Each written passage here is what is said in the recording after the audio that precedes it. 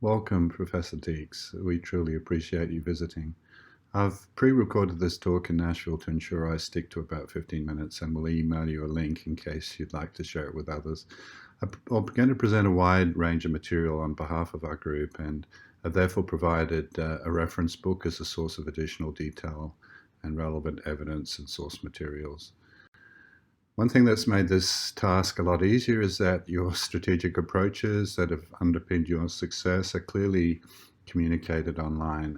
We're thrilled that you'll be leading the formulation of a new strategic plan and have therefore shamelessly framed our presentation using the framework you described here, even if the strategic themes, key enablers, and core objectives themselves vary.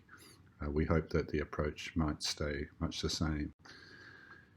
We'd love to have input, but more importantly, our ask is that IIID be included as a key enabler across a broad range, if not all, of the strategic themes that end up being settled on.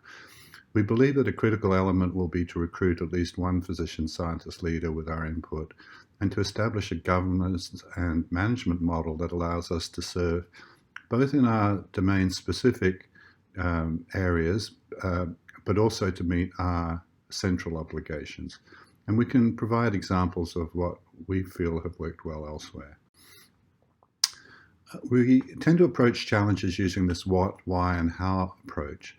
Michael White, who incidentally lives in the Perth Hills, wrote his book on rivals in science, and the take-home point was that creative people are driven by the needs of our time, some form of search for the truth, and some form of acknowledgement.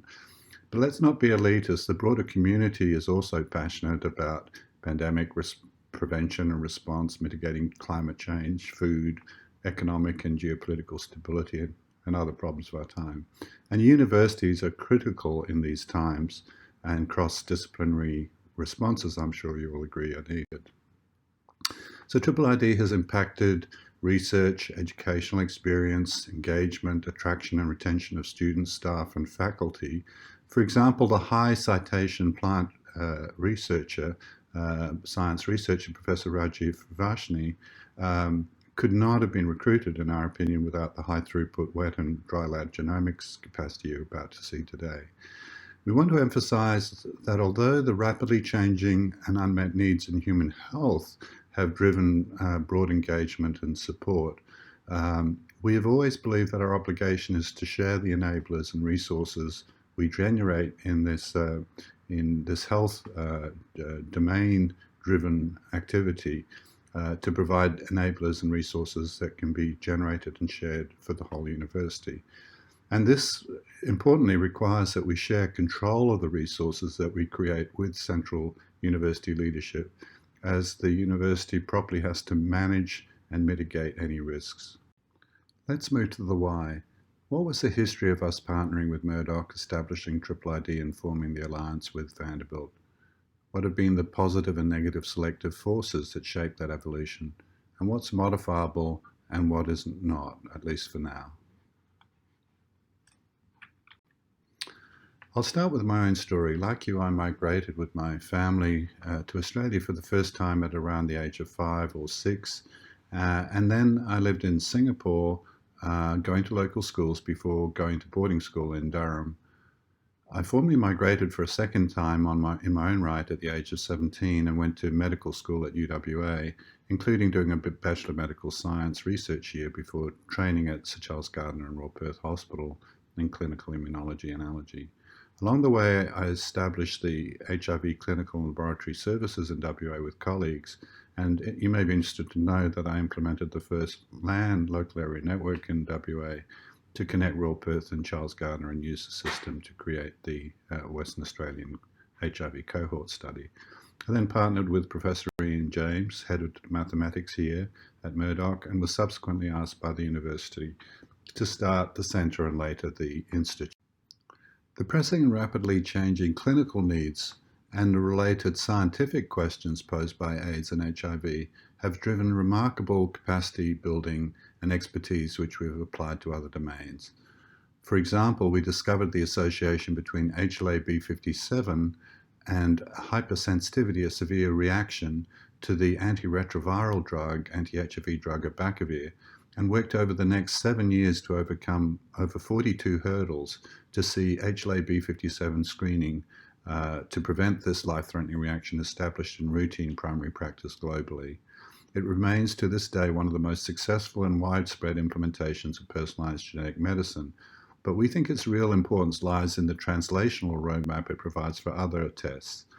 Studies of the mechanism of this severe reaction has also provided a roadmap for the study of T-cell mediated diseases more generally and informed the capacity building at IIID. To orientate you to the timelines in the context of the university, Professor Schwartz, who had been the Dean of Medicine at UWA, and Val Alder, physiologist who we recruited from UWA, invited us to establish the Center for Clinical Immunology and Biomedical Statistics at Royal Perth in 2000. Professor Elizabeth Phillips was recruited in 2006. Whenever I'm asked about how is it possible to recruit a renowned physician scientist who had worked up the ranks at University of Toronto and British Columbia, I found myself explaining that it was an N of 1 strategy involving the birth of our first child in 2006. She's always reported directly to the DVCR to avoid any conflicts of interest. Professor John Jovich proposed to go to Canberra for a week in October 2006 to lobby for funding to build and equip IIID, and I was also the face of the successful philanthropic raising and a $5 million Lotteries Commission grant. I will flick through this selection of slides we presented in Canberra. This is a younger version of me with Professor Ian James in front of Royal Perth Hospital. These were the grants we held at the time, including a large Gates Foundation grant. The need for HIV and other diseases, those needs and the paucity of available local collaborations and funding have always forced us to be very outward facing, and also required that we have very strong industry links. SIBS, as we call it, was based in this prefab building in one of the Royal Perth car parks, but we were very happy and productive there. We proposed the Commonwealth that we build IIID near the soon-to-be-built Fiona Stanley complex, which was going to cost approximately $5 billion. The majority of the equipment had been purchased by the Gates and other grants and was moved from Royal Perth to the new institute building. The Commonwealth Government did not want to commit to the ongoing operations costs in the forward budget, and therefore we revised our proposal and they agreed to provide more capital. They gave us $21.15 million in capital in the end, and the university assumed responsibility for the ongoing operations cost. It was also agreed that the third floor of the building would be rented out at fair market value to provide ongoing IIID operations costs. This was a vision for IIID we presented, and this was the reality. And we moved in the people, equipment, and established organizational and structures and systems that had been established at Royal Perth. And from the point of view of our colleagues at Murdoch, they described it as being akin to an alien spacecraft arriving on campus. This is a sample of some of the domains covered in our recent publications, just taking a random selection of what I could see over the last few years, but this is in no means comprehensive. And here's a snapshot of Professor Phillips' Google Scholar page, is illustrating her exponential increase in trajectory of both number of papers, citations, and impact, and really illustrates too the success of the Murdoch Vanderbilt Alliance. A key barrier, it turned out, to the implementation of our proposed strategic plan are the problems, structural problems related to how health research is funded. The Commonwealth provides a block funding to support health infrastructure to the state, which is managed by the Health Department. And as we found out when we moved from Royal Perth Hospital to university, we cut ourselves off from that infrastructure support. And it made it very difficult, in fact impossible, to attract other groups that were well established in health research to move. And a further problem has been there's never been a critical mass of medicine at Murdoch, and really the collaboration with Vanderbilt was the only solution we could find to fill these critical gaps. and therefore Professor Phillips and I took up joint appointments at Vanderbilt in 2013. Now, as shown in this slide, the strategic fit is very good for the two universities, and part of the success is that they don't directly compete. An earlier alliance between Vanderbilt and Melbourne University, interesting, did not sustain, despite actually quite a hefty mutual financial investment, because they did compete in world rankings and in the nature of their universities. And importantly, they didn't make any joint appointments to champion the partnership. And that was the explanation given to me. Here are some of the features that we could offer from IIID that made us a very attractive proposition to Vanderbilt. I'll describe the key enablers in terms of shifting to how we can enable and what we should do next. I'll describe the key enablers under these headings of infrastructure, enabling technology, scientific strategy, and clinical translational strategy. So the enablers obviously are organizational, as illustrated here, with the particular departments, institutes, and centers sitting above the Vanderbilt and Murdoch, the different enabling cores, the domain experts that are situated in departments, and ultimately, of course, the community and patient. I took on the leadership of Vantage, the genomics core at Vanderbilt. We use the projects at either end, at Murdoch and Vanderbilt, to capacity build and standardize wet and dry lab standard operating procedures, systems, and equipment. And we de-risk technology at Vanderbilt because of the high throughputs there before ever considering implementing them at Murdoch. As you would know, the price, throughput, and range of applications of sequence continue to improve exponentially along the lines of Moore's law, responding to the project generation, management, and analysis challenges has continuously placed us on the cutting edge and the forefront of having to improve quality management, project management, technology, and IT. And when we do this, we always do it in a configurable way that can be applied to other areas. And of course, it isn't these days just RNA and DNA. Almost any analyte can have an oligo tag and barcodes attached and be measured at incredibly low cost and high throughput using the wet and dry lab pipelines that we have co-developed at IIID and Vanderbilt. Since I took on the leadership of Vanderbilt Genomics Core, the income has increased from just over $1 million when I took over to 10 million this year. And these are just strictly cost recovery fees that we're allowed to charge.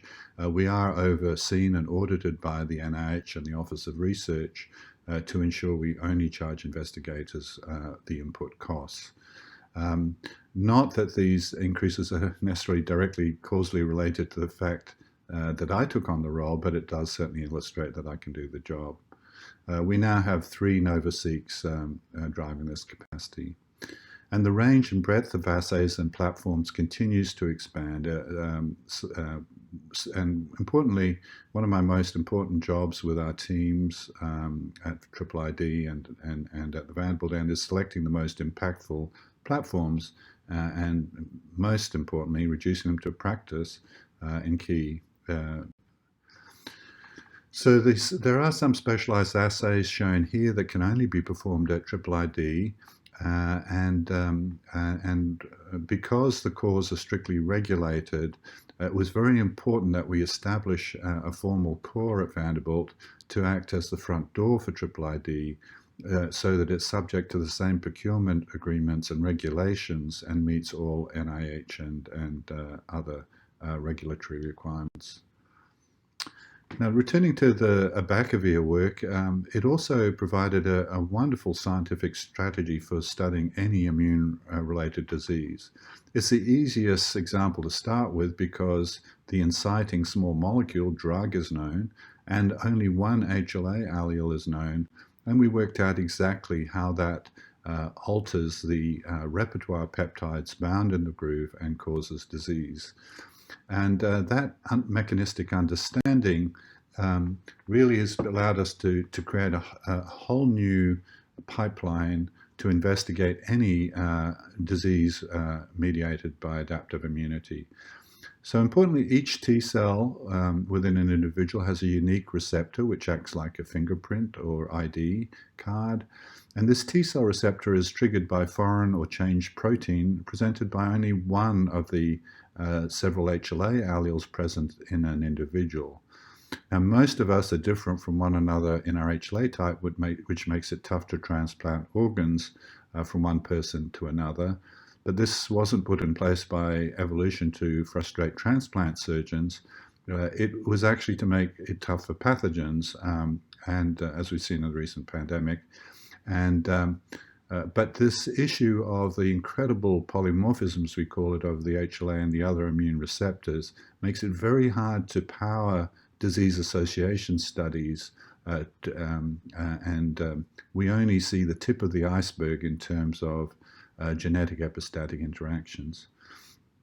Now, a key insight we have is that we can now associate T cell receptors, HLA alleles, with their disease by convicting the T cell at the time and site of the crime, at the site of the disease. We sequence the T cell receptor using single cell technology, and then we artificially engineer that sequence into cells and use those cells to prove the target of the T cell. And this allows us to find relationships that we could never have power to find at this disease-associated level. In fact, we can find disease HLA associations and potential therapeutic targets in single cells in a single individual, which is a completely new drug development approach. A perfect example of this is used by Dr. Phillips to do single-cell sequencing of blister fluid in her patients with severe life-threatening drug reactions. And we first started doing this work using traditional flow cytometry, where we would use a flow cytometer to sort single cells into 96-well plates and then do TCR sequencing, and then put the dominant sequence that was expanding, the TCR sequence that showed some clonal expansion, into using transposon technology into a cell line, and then use that cell and that reporter system to find the target in the context of the specific HLA. And of course, now this can now be done at much higher scale and cell numbers using the 10x system. A key to our success in implementing this was having the front and back ends of the clinical and project management processes informatics established when this technology became available.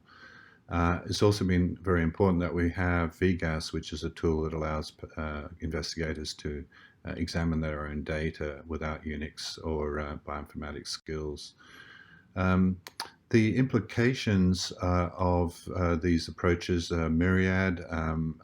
As you can see, this can be used to study viruses, vaccines, pathogenic entities across the range of human health and cancer and so forth. In parallel to this, we never forget our constituencies and patients. Angela Anderson died of severe drug reaction, shown in the bottom right-hand corner, and Elizabeth has brought together the clinical, scientific, regulatory community together globally and had several international meetings to really drive the area forward. And she hasn't just done this for Stevens-Johnson, she's done it for other disease entities such as stress and others. It's incredible how all this productivity continues to be achieved by the tiny team at IIID that you can see here now and that you'll meet today. Many of these people have been here since the beginning and are incredibly skilled and valued by us and the university. We've had to learn how to use digital technology to establish and maintain the Vanderbilt Alliance long before COVID, and we've always shared all our resources. We have go-to meetings and more recently Zoom admin and lab meetings every Monday and many other meetings through the week. And as Elizabeth shows in this recent, she was in Tel Aviv, she gave this meeting virtually to a meeting in Tel Aviv last week. We now often present virtually, as I'm doing today, and this mitigates the tyranny of distance, and for the most part, the audience don't need to worry about where we're transmitting from. We also propose to use digital technology to project force at a distance, as we describe in our proposal. Many other universities and groups have expressed great interest to adopt our systems, and would love to develop these ideas with you. As with everything, values and self-interest have to align for collaborative gain and progress. Um, and although we're focused on the hard science, I want to emphasize that we're highly engaged with the social sciences. This big history framework that I described in the final chapter on a book on human nature is what I often use to try and work through the what, why, how process that we've just talked about. And I think that there are many ways in which those of us in different domains across the university can continue to help one another. And it's not that, even though we say culture comes before process, as illustrated in that previous pyramid in evolutionary terms, um, it's not that culture can't be influenced by process. And this is an illustrative example. We're actually applying quality assurance principles and continuous improvement principles to drive continuous improvement in culture. And this is very democratizing and helps people from the ground up to improve their workplaces and everyday lives. I hope that we might have a discussion after your tour to discuss possible next steps. Please enjoy your tour, and see you soon.